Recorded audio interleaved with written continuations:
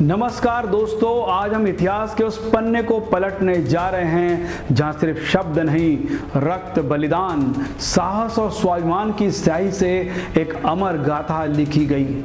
ये गाथा है रानी लक्ष्मीबाई की, वही झांसी की रानी जिसका नाम सुनते ही अंग्रेजों के पसीने छूट जाते थे और भारत के बच्चे में गर्व से सीना चौड़ा हो जाता है। आज हम आपको सुनाएंगे उस वीरांगना की पूरी कथा, जन्म से लेकर बलिदान तक, जो हर संघर्ष, हर युद्ध, हर आंसू और तलवार की टंकार जो भारत की आजादी की नींव बन गई।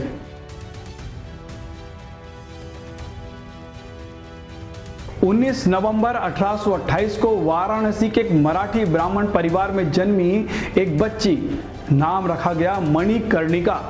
प्यार से सभी उसे मनु बुलाते थे। पिता मोरोपंत तांबे और माता भागीरथी बाई धार्मिक, संस्कारी और राष्ट्र प्रेम से ओतप्रोत परिवार था। बचपन से ही मनु को घुड़सवारी, तलवारबाजी और युद्ध कला में गहरी रुचि थी। जब अन्य लड़कियां गुड़ियों से खेलती थी, तब मनु लकड़ी की तलवार से युद्धाभ्यास करती थी। बचपन में ही माता का देहांत हो गया, जिससे मनु और भी मजबूत हो गई। उनके साहस को देखकर लोग कहते थे, यह साधारण बच्ची नहीं, कोई देवी है। सन 1842 में मात्र 14 वर्ष की आयु में मणिकर्णिका का विवाह झांसी के राजा गंगाधर राव से हुआ और उन्हें नया नाम मिला रानी लक्ष्मीबाई। झांसी राज्य ब्रिटिश ईस्ट इंडिया कंपनी के अधीन था, लेकिन आंतरिक शासन राजा के पास था। राजा ने जल्द ही राजनीति, प्रशासन और जनता के दुख दर्द को समझ लिया।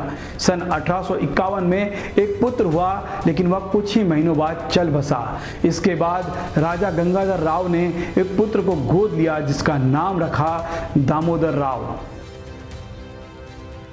राजा की मृत्यु के बाद अंग्रेजों ने हड़प नीति के तहत झांसी को हड़पना चाहा। उन्होंने गोद लिए पुत्र को उत्तराधिकारी नहीं माना। यहीं से रानी का संघर्ष शुरू हुआ। जब अंग्रेजों ने झांसी पर अधिकार जमाना चाहा, रानी ने स्पष्ट रूप से इनकार कर दिया। उनका ऐतिहासिक वाक्य आज भी गूंजता है, मैं अपनी झांसी नहीं दूंगी। रानी ने झांसी की सुरक्षा के लिए किले की दीवारें मजबूत करवाई, महिलाओं को युद्ध कला में प्रशिक्षित किया, खुद भी घोड़े पर सवार हो तलवार चलाना सीखा नहीं बल्कि सिखाया भी। सन 1857 भारत की पहली स्वतंत्रता संग्राम की शुरुआत। मेरठ से उठी चिंगारी पूरे देश में फैल गई। रानी लक्ष्मीबाई इस क्रांति की अग्रणी बन गई। उन्होंने झांसी को स्वतंत्र राष्ट्र घोषित किया, अंग्रेजों से मोर्चा लिया। रानी ने तात्या टोपे, नाना साहब और राव साहब जैसे नेताओं से हाथ मिलाया। उन्होंने हजारों सैनिकों की सेना खड़ी की, जिसमें महिलाओं की भी भागीदारी थी।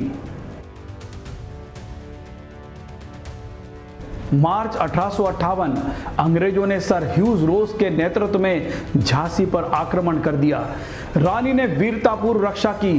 14 दिनों तक चली घमासान लड़ाई में हजारों सैनिक बलिदान हुए।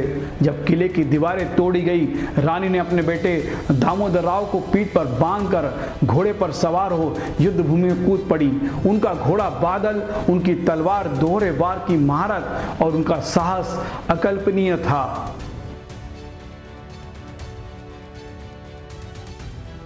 झांसी से निकलने के बाद रानी ने तात्या टोपे के साथ मिलकर कालपी में मोर्चा खोला। यहाँ भी अंग्रेजों ने जबरदस्त लड़ाई हुई। रानी ने हार नहीं मानी। इसके बाद वे ग्वालियर पहुंची, जहां उन्होंने किले पर अधिकार कर लिया, लेकिन अंग्रेजी फौज ने यहाँ भी हमला बोल दिया। 18 जून 1858 ग्वालियर के पास कोटा की सराय में रानी लक्ष्मीबाई वीरगति प्राप्त हुई। इतिहासकारों के अनुसार उन्होंने अंतिम समय तक तलवार नहीं छोड़ी। एक अंग्रेज अफसर ने लिखा, वह पुरुषों में भी श्रेष्ठ पुरुष थी।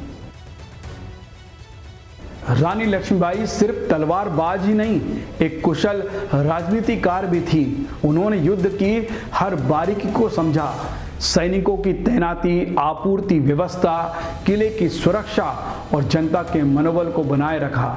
हर कार्य में परिपूर्ण थी। उन्होंने सामाजिक परंपराओं को तोड़ा, महिलाओं को सेना में भर्ती किया, दलितों को भी सैन्य सेवा दी और समानता की मिसाल पेश की। रानी की वीरता को कविता, गीत, नाटक और फिल्मों के माध्यम से अमर किया गया।